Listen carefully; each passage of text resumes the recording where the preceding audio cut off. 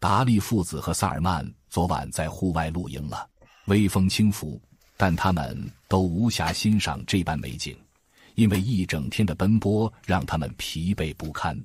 而昨天一直在赶车的阿拉德显然是累到了，他小小的身躯躺在帐篷里，呼吸平稳而悠长，睡得很香甜，仿佛进入了一个无比美好的梦境，暂时忘却了路途的辛劳。萨尔曼轻轻地抱着还在睡觉的阿拉德，动作轻柔的仿佛怕惊扰了阿拉德的美梦。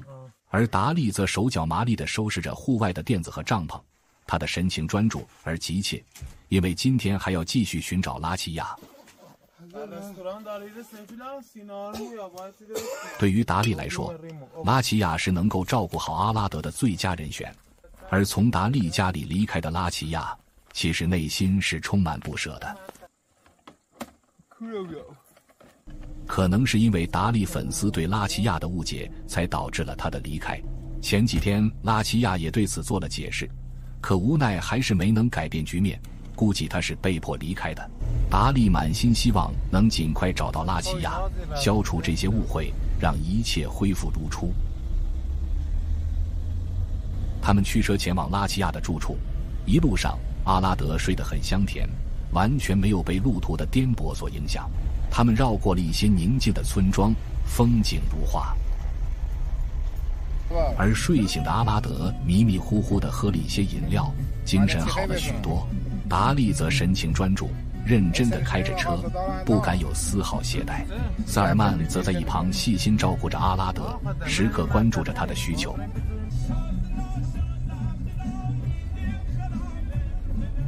他们决定中途吃些东西补充体力，于是绕过石头，拿着食物和物品，在一处平整的地方铺上垫子。达利抱着还在喝着饮料的阿拉德，小心翼翼地坐下。萨尔曼则去捡拾着柴火，准备烧水做饭。随后，萨尔曼在清澈的小溪边上洗了下脸，让自己清醒了不少。然后他用水壶取了一些水，回来后，萨尔曼认真地燃起柴火。等待点火烧水的时候，达利父子和萨尔曼坐在垫子上，大口吃着东西。阿拉德也吃得津津有味，小嘴塞得满满的，模样十分可爱。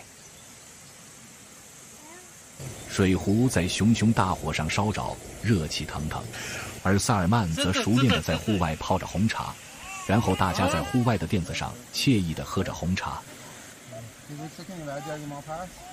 期间，萨尔曼贴心地让阿拉德也喝些水，用来补充炎热天气下的水分流失。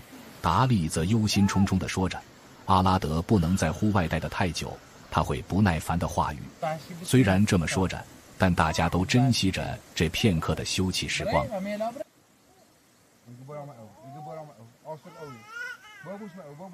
为了安抚阿拉德的小情绪，达利和萨尔曼带着他去了小溪边。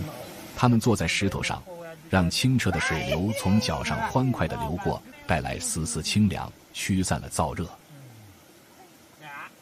而阿拉德也兴奋地站在水里，自顾自地玩着，溅起一片片水花，笑声在溪边回荡。萨尔曼拿着刚刚清洗干净的水果，温柔地递给阿拉德吃着。干活利索的萨尔曼虽然没有结婚，也没有孩子，但是照顾孩子的本事好像是与生俱来的。不管是陪阿拉德玩耍，还是给他喂食，都显得那么得心应手，仿佛他天生就是个照顾孩子的高手。看着萨尔曼和阿拉德相处融洽的画面，达利的心里也充满了感激和欣慰。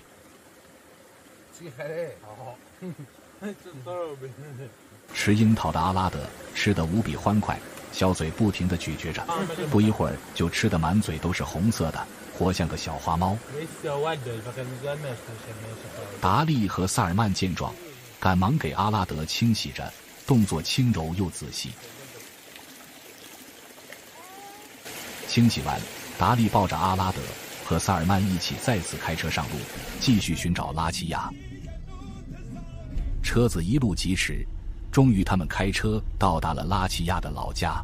然而眼前的破旧的房子让达利心灰意冷，因为拉齐亚的家门口没有一点生活气息，冷冷清清的，仿佛已经很久没有人居住过了。达利坐在车上，心情沉重，不知道接下来该往哪里去寻找拉齐亚的踪迹。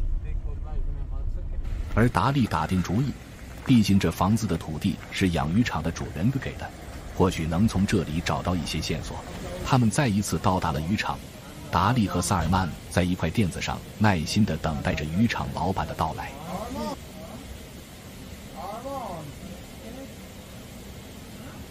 渔场老板终于出现后，达利急切地说着自己的想法。因为渔场老板在周边比较熟悉，达利满心期待地希望渔场老板可以带着他们在村子里面帮忙寻找。然而，渔场老板却面露难色，告诉达利，他此刻没有办法离开渔场。达利听到这个回答，眼神中闪过一丝失落，但他没有放弃，继续思考着其他的办法。最终，在达利的再三请求下，渔场老板心软了，答应和他们一起坐上车去往村里。一路上，达利的心情既紧张又期待。他们到达村里后，第一时间就去询问村里的小卖部。小卖部老板回忆着说着，前几天见到过拉齐亚，但是现在不知道去哪里了。达利的心瞬间又提了起来，刚燃起的希望似乎又变得渺茫了，但他还是决定不放过任何一点线索，继续在村里打听着。到达第二个商店的时候，店主热心地告诉达利，拉齐亚去了下面的村子，但不确定还在不在那里。这个消息让达利有些纠结，因为路途遥远，不确定性很大。不过，达利还是很感激店主提供的线索，他送回了渔场老板，毕竟人家已经帮了不少忙。而在渔场里面，达利抱着阿拉德，看着自由自在游弋的鱼儿，心情美丽了一些。或许是孩子的天真无邪，或许是鱼儿的灵动活泼，让他暂时忘却了寻找拉齐亚的疲惫和焦虑。